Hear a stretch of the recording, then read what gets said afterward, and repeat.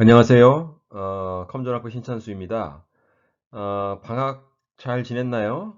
우리 모두 방학을 제대로 못 지낸 것 같은데, 이유는 다 알다시피, 이렇게 생긴 나쁜 코로나 바이러스 때문에 우리 모두 굉장히 긴장된, 생활을 했었던 것 같은데, 그거의 여파로 여러분도 알다시피, 첫 2주 동안은 동영상 강의와 구름 실습을 이용해서 강의를 진행할 거예요.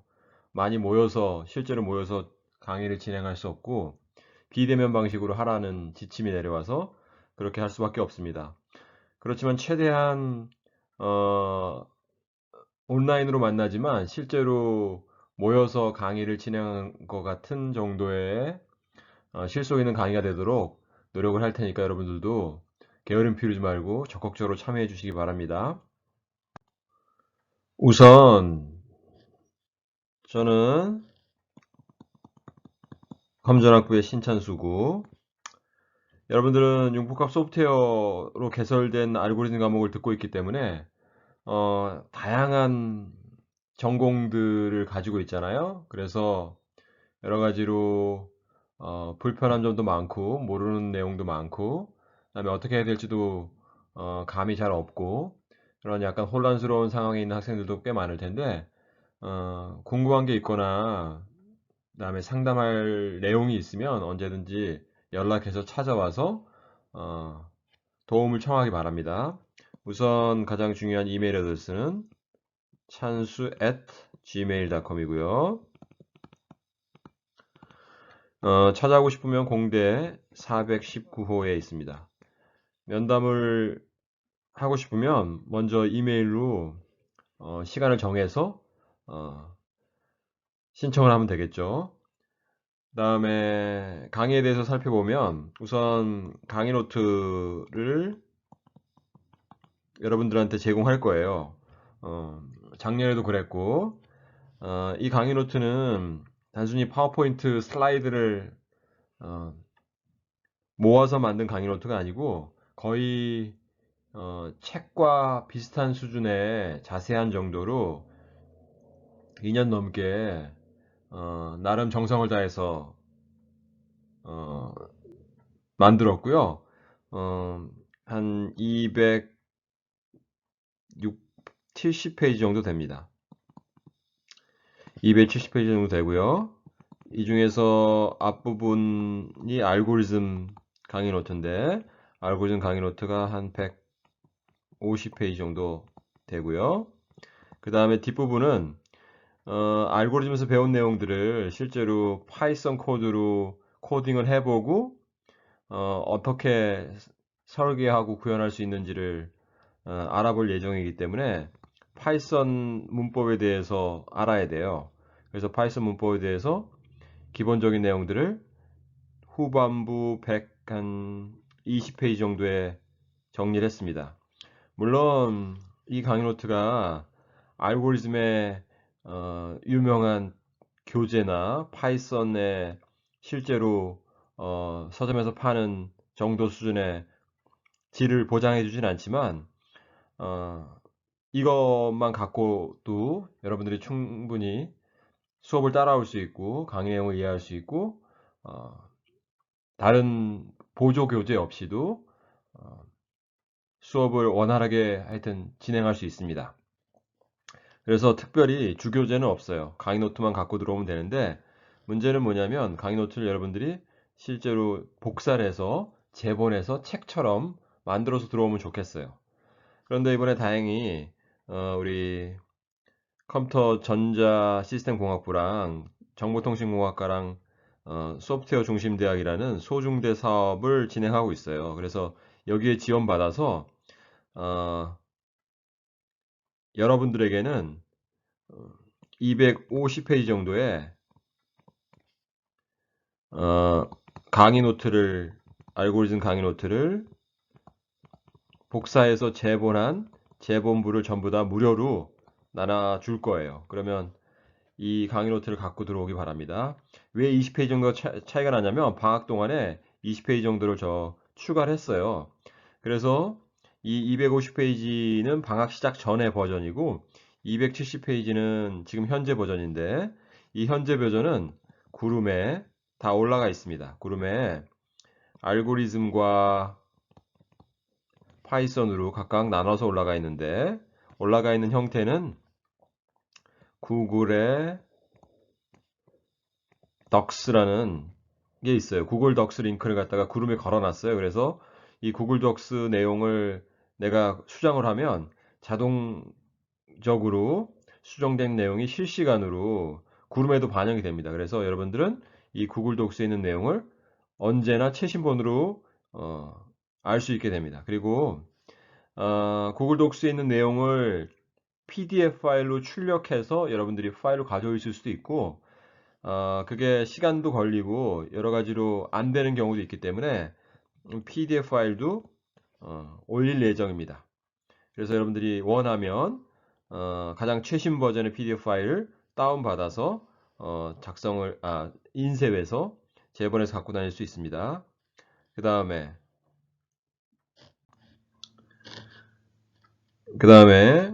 구름 시스템을 사용할 겁니다.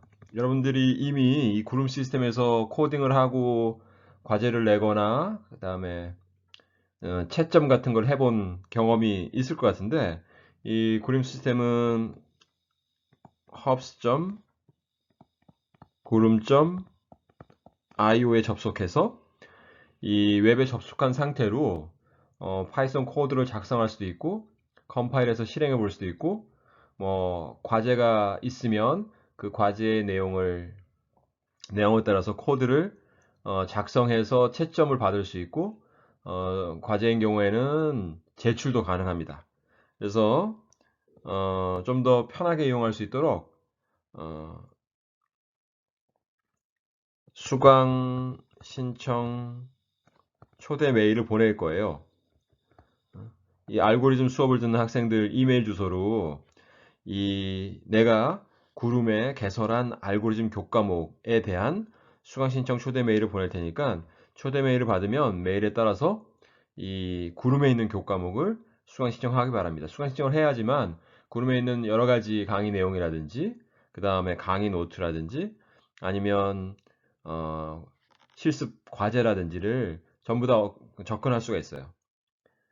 그래서 구름에는 이제 이론 강의와 실습 강의 이렇게 두 가지 종류로 구성되어 있는데 이론 강의는 말 그대로 강의 노트에 있는 내용들을 간략하게 추락해서 올려놓은 겁니다. 그래서 강의 노트를 보면서 따라가면 충분하고요. 실습 강의는 강의 진도에 맞춰서 코딩 실습 문제를 올려놓기도 하고 경우에 따라서는 객관식, 주관식 문제를 이론 강의 중간중간에 섞어서 여러분들이 잘 따라하고 있는지 점검하는 문제를 올려놓기도 하고 그 다음에 코딩 과제도 올려놓습니다.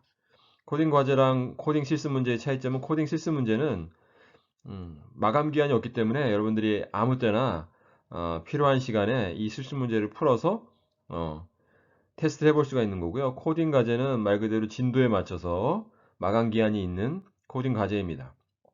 이 코딩 과제는 주로 채점 문제가 될 텐데 코딩 과제는 채점 문제, 그 다음에 제출 문제, 실행 문제 이렇게 세 가지 버전이 있어요. 실행 문제는 말 그대로 한번 코딩을 해서 그 구름 시스템에서 실행해 보는 거고 제출 문제는 실행한 후에 마감 기한 내에 제출을 하는 거예요. 제출을 하면 내가 그 모든 제출된 코드를 보고 오프라인으로 성적을 매길 수 있는 거고요. 채점 문제는 해당되는 코딩 코드를 실행한 후에 이제 내가 미리 마련해 놓은 입력을 여러분들이 받아서 실행해서 이 과제에서 요구하는 답이 나왔는지 안 나왔는지를 그때그때 그 자리에서 전부 다 채점해 볼 수 있어요. 채점을 해서 몇 개의 테스트 데이터에 대해서는 통과를 못했다. 그러면 다시 코드를 수정해서 다시 채점해 보고 다시 채점해 보고 해서 얼마든지 원하는 만큼 채점을 해볼 수가 있고 또 원하는 만큼 제출을 해볼 수도 있어요. 이러한 코딩 과제에 대한 것들은 나중에 한번 구름을 사용해 보면 쉽게 어떻게 하는지 알 수 있기 때문에 그건 여러분들이 나중에 천천히 알아도 됩니다. 그리고 이 실습은 파이썬으로 이루어지잖아요. 여러분들이 어느 정도 파이썬에 익숙할 수도 있고 아닐 수도 있는데, 파이썬은 여러분들이 파이썬 컴파일러라고 해야 되나? 파이썬 코드를 해석해 줄 수 있는 컴파일러를 다운받아야 돼요. 이거는 뭐 웹에서 서치하면 뭐 쉽게 알 수 있지만 python.org에 가서 가장 최신 버전이 3.8.1일 거예요. 하여튼 3.8대의 것을 다운받아도 되고 3.7이나 3.6 정도에 있는 것들은 전부 다 상관없습니다. 뭐 하여튼 최신 버전을 다운받아서 자기 노트북이나 PC에 설치하면 되고, 그 다음에 뭐 예를 들어서 컴파일러만 있으면 되는 게 아니고 뭔가 코드를 짤 수 있는 편집기가 있어야 돼요. 편집기는 여러분들이 좋아하는 아무거나 쓰면 상관없습니다. 텍스트를 작성할 수만 있으면 되기 때문에 뭐 노트패드도 있고, 이거는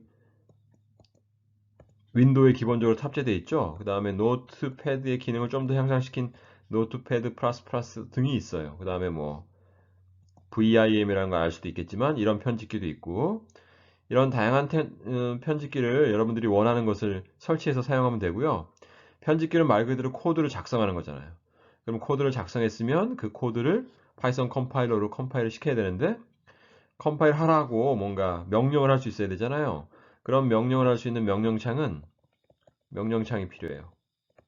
명령창은 이미 여러분도 서버 써서 알 수도 있는데, 윈도우 같은 경우에는 마이크로소프트에서 커맨드 쉘을 제공하고 있어요.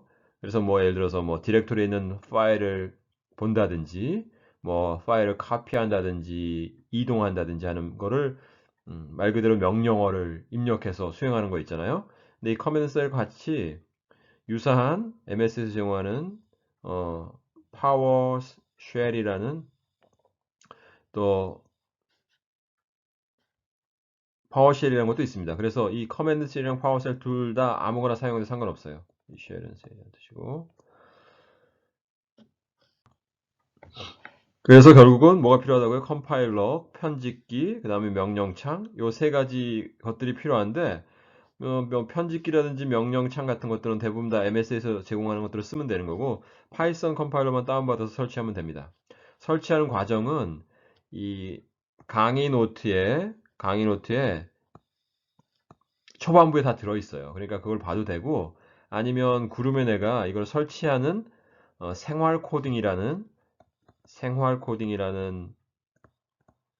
다양한 코딩 관련된 유튜브를 제작해서 올리는 분이 계시는데, 그분이 Python and Ruby라는 강좌의 첫 번째 동영상 클립이 파이썬을 설치하는 겁니다. 그래서 그걸 보고 참조해도 전혀 상관없어요. 어렵지 않습니다. 그 다음에 이제 하나 더 말할 거는, 이런 편집기와 명령창을 따로따로 두는 게 아니고 이런 거를 모아놓은 무료 어플리케이션들이 많아요. 그걸 갖다가 Integrated Development Environment라고 해서 IDE라고 그러는데, 이런 IDE 굉장히 많아요. 뭐 대표적으로 아톰 같은 게 있을 수 있고, 그 다음에 뭐 아나콘다 들어봤어요? 아나콘다 같은 게 있을 수 있고, 그 다음에 많이 제가 쓰고 있고 많은 사람들이 추천하는 게 뭐냐면 비주얼 스튜디오 코드라는 게 있습니다. 이거는 MS에서 나오는 건데 비주얼 스튜디오가 아니고 말 그대로 편집기와 명령창을 뭔가 묶어 놓은 거예요. 그래서 이것 말고도 다양한 것들이 있는데 제가 추천하는 거는 이 비주얼 스튜디오 코드입니다. 자, 이번에는 한 학기 동안 배울 알고리즘의 강의의 기본적인 내용들을 간단하게 살펴볼게요. 처음에는 우선 알고리즘 자료 구조에 대한 간단한 설명을 할 거고, 두 내용이 어떤 식으로 연관되어 있는지도 설명할 겁니다. 그리고 시간 복잡도에서 얘기할 텐데, 어떤 알고리즘이나 어떤 자료 구조 연산이 효율적이다 비효율적이다 따질 때는 결국 얼마나 시간이 빨리 걸리느냐 아니면 오래 걸리느냐에 따라 달라져요. 그래서 효율성은 결국은 수행 시간으로 결정되고 그 수행 시간이 얼마만큼 복잡한지를 나타내는 게 바로 시간 복잡도인데 이 시간 복잡도를 어떻게 정의할 건가? 그리고 어떻게 표기할 건가? 표기하는 방법은 가장 많이 쓰이는 방법이 비고 표기법이에요. 이거에 대해서 동영상 강의를 통해서 첫 2주 동안 살펴볼 거예요. 그 다음에 첫 2주의 마지막에는 재기 알고리즘도 살펴볼 텐데 재기 알고리즘을 여러분도 아시다시피 함수 중에 재기 함수 있잖아요. 자기가 자기를 부르는 거죠. 근데 알고리즘도 그런 식으로 해결할 수가 있습니다. 그러면 그 알고리즘의 수행 시간은 어떤 점화식의 형태를 띠는데 이 점화식을 전개해서 풀면 그게 바로 시간 복잡도가 되는 거죠. 그 다음에 이제 여러분들이 최초로 배우는 알고리즘 문제는 선택 알고리즘 문제를 배울 거예요. 선택 알고리즘 문제라는 거는 뭐 예를 들어 숫자들이 이런 식으로 n개가 주어지면 이 중에서 뭐 가장 큰 수를 최소의 비교만으로 찾아라. 또는 세 번째로 큰 수를 최소의 비교의 수만을 이용해서 찾아라. 그럼 어떻게 해야 되느냐? 이제 그런 방법들을 배우는 게 선택 알고리즘 파트고요. 그 다음에 분할 정복 알고리즘은 큰 문제를 풀어야 되는데 이 문제를 풀기에는 문제 자체가 너무 커서 어떻게 풀지 모르겠는 거예요. 그러면 이걸 어떻게 해요? 같은 문제인데 더 작은 문제로 쪼개는 거예요. 그래서 이 문제 풀고 이 문제 풀고 해서 작은 문제를 푼 다음에 그 문제들의 헤드를 잘 모아서 원래 문제 해로 만드는 거죠. 그러니까 큰 거는 버거운데 쪼개면 만만해지는 거니까 굉장히 기본적인 알고리즘 테크닉 중에 하나예요. 그 다음에 이제 선택 알고리즘과 더불어 쌍을 이루는 게 뭐냐면 정렬 알고리즘입니다. 정렬 알고리즘은 마찬가지로 배열이나 리스트에 이렇게 n개의 숫자가 무작위로 주어지는 거죠. 그러면 이 숫자들을 오름차순으로 또는 내림차순으로 정렬하는 거예요. 즉 예를 들어서 이 정렬하면 어떻게 돼요? 정렬하면 오름차순으로 정렬한다고 하면 가장 작은 게 마이너스 1, 그 다음에 3, 5, 6, 7, 8, 9. 뭐 거의 정렬이 되어 있네요. 하여튼 이런 식으로 두 수를 비교해서 자리 바꿈을 계속 반복해가지고 오름차순으로 정렬하는. 그러면 결국 정렬 알고리즘의 효율성은 뭐가 좌우해요? 최소한의 비교만으로 되도록이면 비교의 수를 작게 하고 그 다음에 자리 바꿈도 작게 하는 게 중요하겠죠. 굉장히 많은 알고리즘도 알려져 있어요. 왜냐하면 이 정렬 알고리즘은 가장 기본 중에서도 기본되는 문제이고 그래서 많은 사람들이 연구를 했죠. 그래서 대표적인 정렬 알고리즘들을 쭉 살펴볼 거고요. 그 다음으로 가장 강력한 알고리즘 테크닉 중에 하나가 동적 계획법, 다이나믹 프로그래밍이에요. 이것도 동적 계획, 분할 정복 알고리즘처럼 문제를 작은 문제들로 쪼개서 작은 문제들의 솔루션을 잘 조합해서 원래 문제의 솔루션을 만드는 굉장히 핵심적인 알고리즘 기법이고 많은 문제들이 이 동적 계획 방법에 의해서 풀립니다. 그 다음에 이제 그리디 알고리즘. 그리디 알고리즘의 그리디라는 뜻은 이게 욕심이 많다 이런 뜻이잖아요. 그래서 뭐 한글 교재 중에서는 욕심쟁이 알고리즘 뭐 이런 식으로 또는 뭐 탐욕 알고리즘 이런 식으로 번역이 되어 있어요. 그래서 굉장히 이 알고리즘 기법은 심플합니다. 근데 그 알고리즘이 항상 올바른 답을 내는지를 증명하는 것은 약간 어려울 수는 있지만 내용 자체는 굉장히 심플해요. 자, 그리디 알고리즘을 배운 다음에는 그 다음에 백트래킹 알고리즘을 배울 거예요. 백트래킹 알고리즘은 해를 찾아서 최대한 많은 경우의 수를 테스트해 보는 겁니다. 그래서 이거는 분할 정복이나 동적 계획법이나 그리디 알고리즘을 잘 풀리지 않는 어려운 문제들을 백트래킹 문제로 많이 풀어요. 그 다음에 이거는 그래프라는 자료 구조 있잖아요. 가장 일반적인 자료 구조.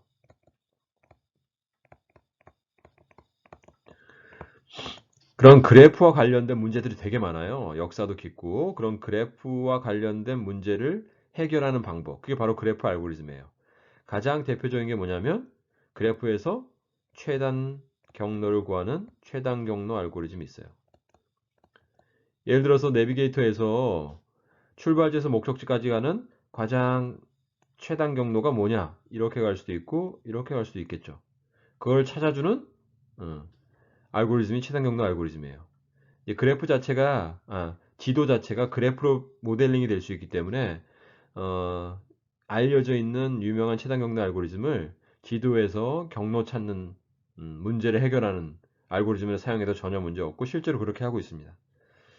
그래서 9번까지가 아마 강의 내용이 될 것 같고 실제로 강의 노트에는 10번과 11번, 10번이 포함되어 있습니다. 10번은 문자열을 다루는 알고리즘. 이것도 중요하죠. 왜냐하면 우리들이 주고받는 대부분이 문자들이니까. 그거와 관련된 문제들을 어떻게 풀 것인가. 또는 기하 알고리즘.